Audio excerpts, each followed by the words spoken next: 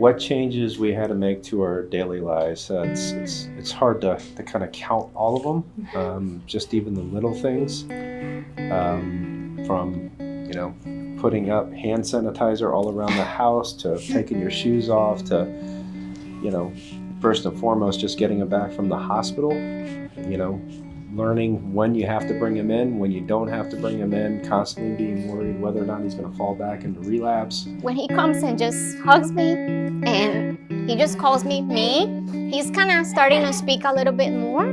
He's in speech therapy, and he's starting to speak a little bit more. So when he gets to just come and says me, he calls me mommy. So me, and then he wants to show me something and he calls me, or then he just grabs my face and just gives me a kiss. A couple of days after December 29th, the new year, on 2018, he started just to kind of feel a little bit of pain on his hip, and he didn't want to walk, and he had tummy aches. I'll never forget that when Dr. Mogul came in and confirmed the diagnosis. I couldn't do anything but I just was in tears. I was scared. I was, for the first time, felt like I couldn't protect him. He was diagnosed on January 25th, 2018, and within a month he was in remission. And I received the call that they found 0 cells, and I screamed at the nurse's ear, well, probably through the phone, and I was so happy. So it was the best news after a very long month. And with the help of all the medical team and everything, and what we can do here to help to keep him healthy, it's teamwork. And that's pretty much what's been with us. This is teamwork here, it's teamwork at the hospital, and he's super healthy and happy. Who are you? Frankie. Please. I was already going through chemotherapy because I was diagnosed with cancer 4 months prior to her. So to be told that your child also has cancer is devastating. We get to the ER and it's just doctor after doctor after doctor, ending with pediatric oncology hematology embroidered on the polo shirt, and it was just, the heart just sank. With childhood cancer and the type she had, and what they do to your blood and your white blood count and your ANC, you basically become solitary confinement.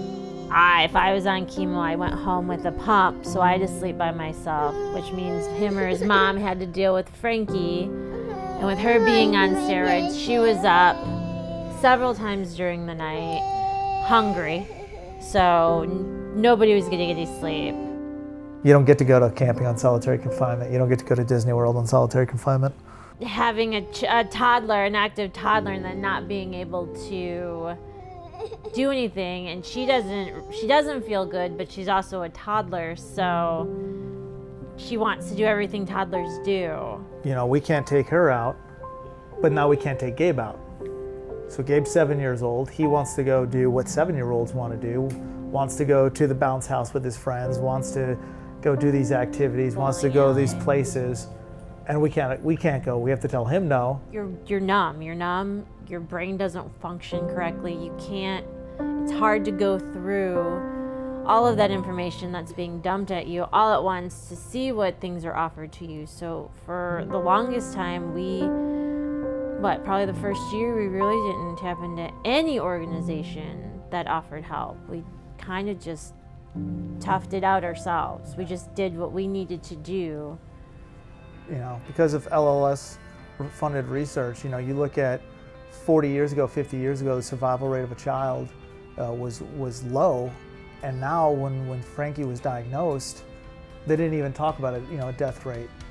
And that was our biggest concern, when you go from you're being told your wife's got a 25% death rate, and then your daughter gets diagnosed, and you're waiting for that ball to drop. You're waiting for them to be like, hey, she's only got a 50% chance. She only has a 70% chance.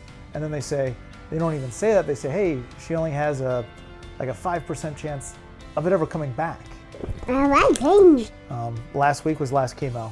We're done, last chemo. So, from here on out, it's moving forward and moving up. You know, we'll get our port out in a week or two or a month. There's nothing else, you know, to hold us back, you know. We're ready for some normal. We're ready to be just normal people.